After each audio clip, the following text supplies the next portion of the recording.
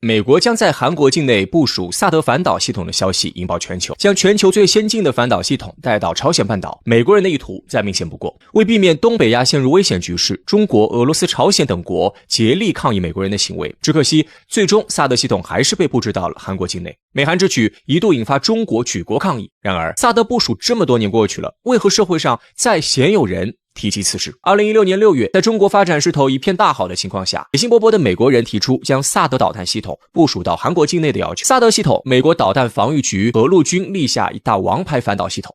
它由火控雷达、发射车、指挥车3部分组成，通过动能杀伤手段可以实现无弹拦截导弹，其雷达监控波段一度被称作全球最大的陆基移动雷达，探测距离超过2000公里，能够轻松打掉200公里以外的目标。2016年1月，恰值朝鲜进行了多次导弹试射。6月，朝鲜又宣布发射成功了远程导弹，射程覆盖关岛美军基地。而另一边，韩国导弹军工迟滞不前。在这一背景下，深感受到威胁的韩国政府同意了美国的要求。2016年7月8号，美国公开表态要将萨德带到韩国。2月30号，韩国宣布将新州高尔夫球场当作系统部署地。事情发生后，中国外交部对萨德入韩表达了严重不满和强烈反对，俄罗斯、朝鲜等国也表达了反对意见，可这并没能阻止美国人最终将萨德部署到朝鲜半岛。2017年2月6日，萨德部分装备运抵新州，2辆发射车、波段雷达开始投入运行。同年9月7号，4套完整萨德系统全部运送至新州，并相继完成部署。在这个过程中，中国可谓是举国反对，甚至将为萨德提供用地的乐天公司排挤出了中国市场。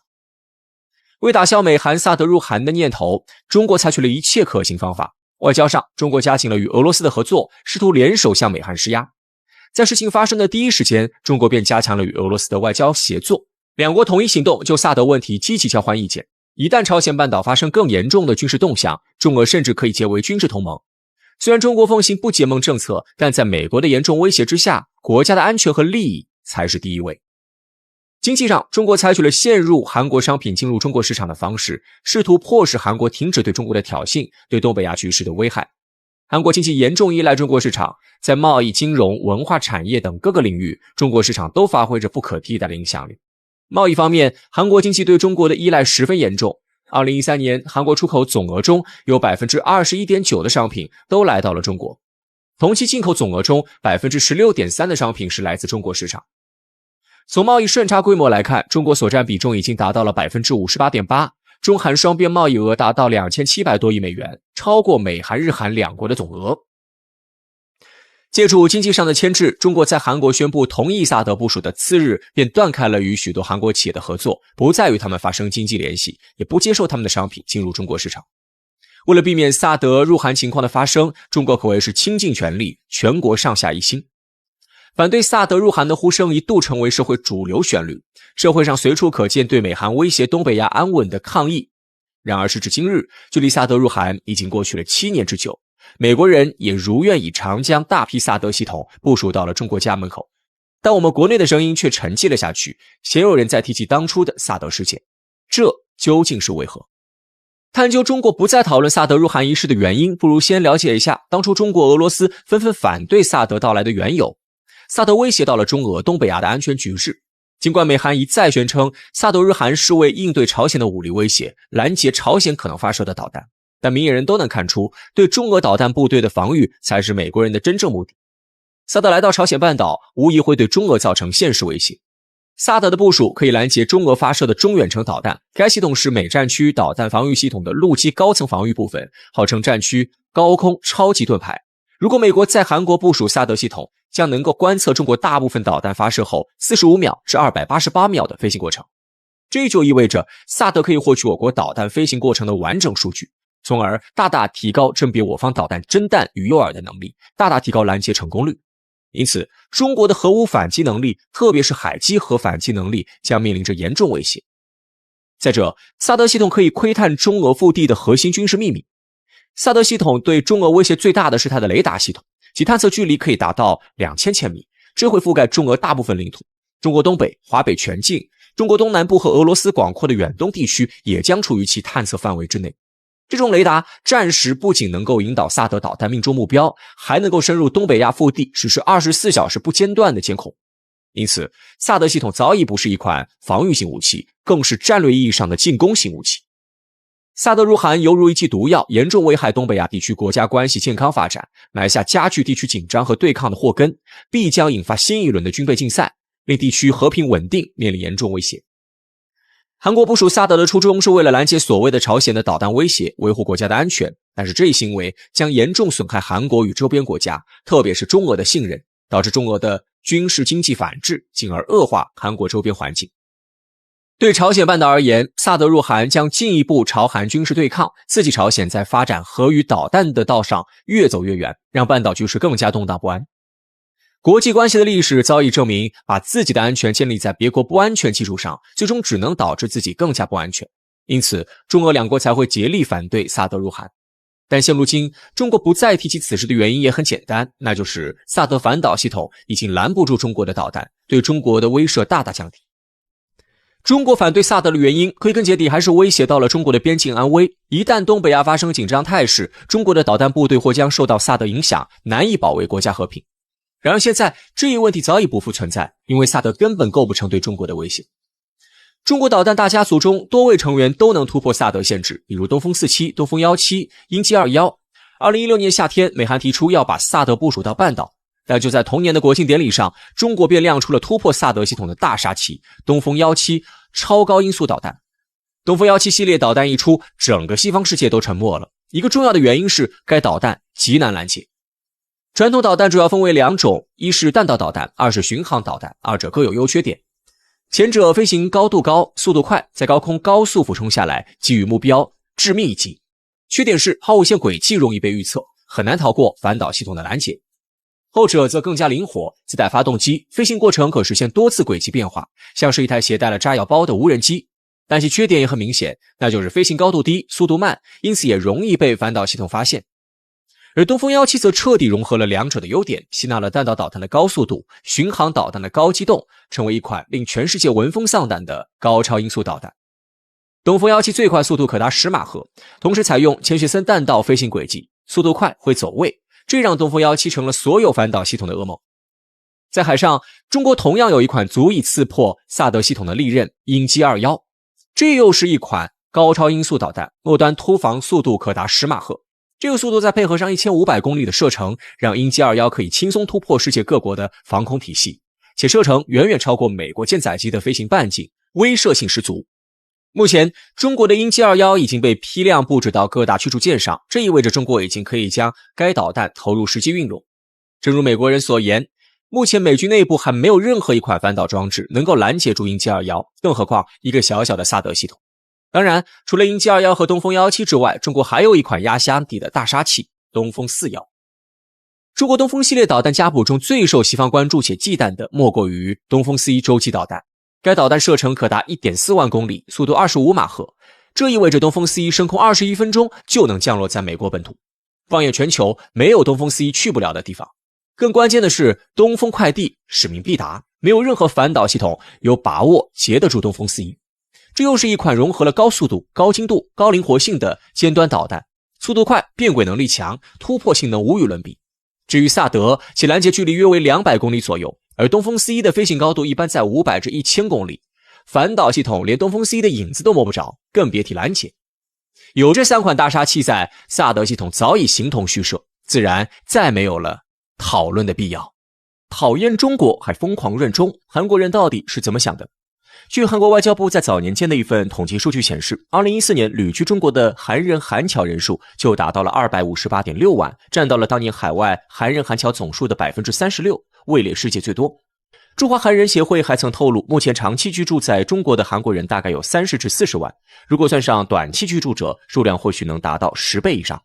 要知道2023年韩国总人口数才5000多万，这么一估计，可能有接近1/10的韩国人选择来到中国，显然这是极为不正常的。毕竟现在在网络上，许多韩国人对中国都抱有极深的敌意，那种溢于言表的讨厌之情几乎比比皆是。那为何韩国人这么讨厌中国，最后还要抢着来到中国呢？对此，或许韩国国内近期的一场骚乱能够给出答案。韩国人疯狂润中背后隐藏着的，恰恰是如今韩国社会深刻的苦痛。如果今天我不站出来说话，那么明日我就会失去说话的权利。新年刚刚开始，韩国国内就又闹出了大乱子。据多方媒体消息报道，在韩国政府日前宣布2025年全面扩招医学生后，韩国国内医学界上下震怒。截至于当地时间2月19号，已经有100家医院合计6415名医生因为此事递交辞呈。5所首尔大医院联合决定暂停工作，以是对政府决定的抗议。毫无疑问，韩国医学界的这番举动势必会让韩国本就紧张的医疗资源再次雪上加霜。因此，一些韩国政客直言，这是一起针对青瓦台的逼宫行动。韩国总统尹锡悦更是在镜头前愤怒地表示，现任政府绝不会像前任政府一样姑息医疗界的集体行动，医疗界斗不过国民。事实上，韩国因为医改事件爆发骚乱早已稀疏平常，可以说几乎每一次政府要对医疗行业展开行动之时，都会引起对方的针锋相对。但如果抛开其他因素不谈，韩国政府的行为是错的吗？显然不是。据韩国保健福利部发布的数据，2015年韩国每1000人对应的临床医生数量仅为 2.2 人，远低于 OECD 成员国的平均值。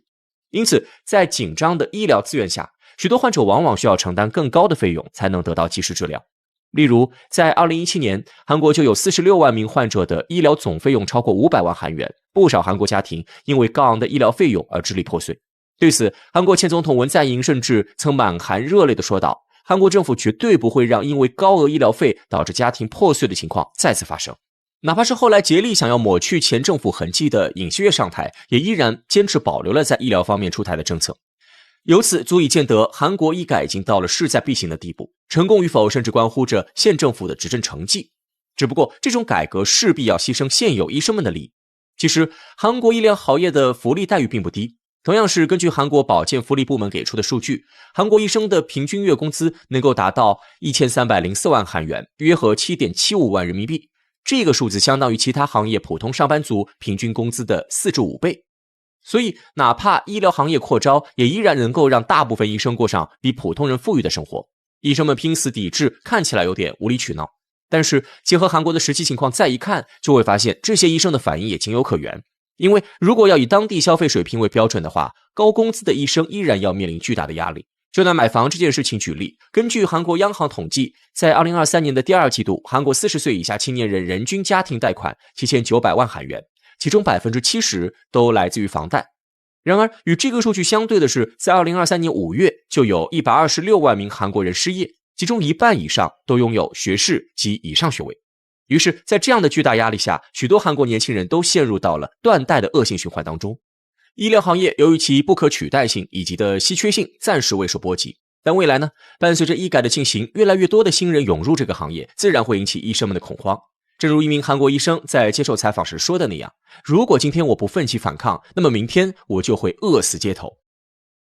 除了高昂的房价之外，韩国人面临的贫富差距也越来越大。根据韩国媒体的统计，经过半个多世纪的兼并，目前韩国全国 83% 的土地都掌握在 5% 的精英阶层手中，而且国家压根没有能力赎回。所以韩国的普通人想要安身立命，唯一的办法只有将自己的一生奉献给那少数的上层人。基于这一点，许多韩国人都在埋怨医疗行业的暴利，嫉妒医生们的高工资，但他们又何尝没有遭受更上层的剥削呢？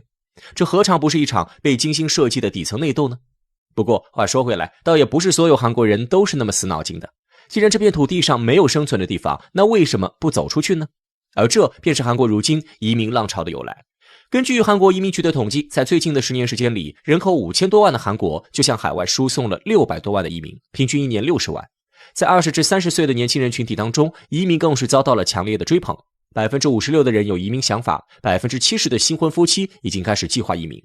难怪英国学者大卫·科尔曼敢大胆地做出预测，韩国或将成为全球首个自然消失的国家。韩国每年有这么多的移民，他们都去哪儿了呢？其实在一开始的时候，美国和一些西方国家才是韩国人的首选，毕竟背井离乡怎么也不能自降生活水平，而且他们也自认为在这些发达国家有更多的机会，能力可以得到充分的应用。但就现实情况来看，这种心态更像是韩国人的自作多情。例如前段时间美国爆发的那场非法移民闹剧，众所周知，美国一直都对移民持十分谨慎的态度，有时想要申请一张签证都会被各种卡脖子。事实上，相比之下，美国的精英们可能更欢迎那些能够承担底层工作的廉价劳动力，而非会分享美国社会红利的中层精英。所以久而久之，韩国人就对美西方国家不再热衷，润中便逐渐成为了一股潮流。对于韩国人来说，来到中国有什么好处呢？首先，两国文化相近，能够更好地帮助韩国人融入中国社会。对于韩国人来说，在熟悉中国文化的时候，比起陌生的美国文化要更加轻松，更加能够接受。更别提相较于美国，中国实在不要太安全。今年2月14号，美国春晚超级晚盛典如期召开，结果不出意外的又出了意外，2名嫌疑人朝着人群开枪，致使1人死亡，21人受伤。截至目前还有8人未脱离生命危险。在美国，枪击案的发生几乎就像吃饭喝水一样稀疏平常。正如人们常说的那样，明天和意外，你永远不知道谁会率先到来，这就是美国的现状。像其他国家如果发生类似的事件，通常都能找到原因，可是在美国，呼吸可能都是一种犯罪。所以这也是现在很多外国人来到中国后惊叹于中国安全，并选择留在中国的原因。韩国人自然也不会例外。最后也是最关键的一点，则是韩国人骨子里的傲慢。许多韩国人认为相较之下，自己在中国更具备技术优势，这点实际上最能反映在医疗，特别是整形医疗方面。由于近年来韩国明星的走红，韩国整容技术在中国甚至全世界得到了广泛的认同。许多人不惜花费重金专程跑到韩国整形，一些有韩国医生冠名的整形医院亦往往能够得到更多人青睐。可是韩国医生真的有传说中那么神乎其神吗？显然不是。近些年来，各种韩国医生操刀失败的案例屡见不鲜。人民日报甚至曾报道过一些二流三流韩国医生来华无证行医，只为练手的新闻。由此可见，过于的迷信往往不仅不能达成目标，反而还会加大受害的风险。万一发生事故，很有可能会吃硬亏。所以从这里不难看出，韩国人自信的技术可能真的没有那么有优势。面对这么多的韩国人来华，我们该如何应对呢？由于各种各样的原因，不少韩国人讨厌中国，同样的也有不少中国人讨厌韩国，甚至这种讨厌上升到了一概而论的地步。可是这样的做法显然是不对的。就比如韩国的整形医生，我们不排除有一些菜鸟混淆视听，但与此同时，我们也需要认可一些韩国的顶尖整形医生确实有着鬼斧神工一般的技艺。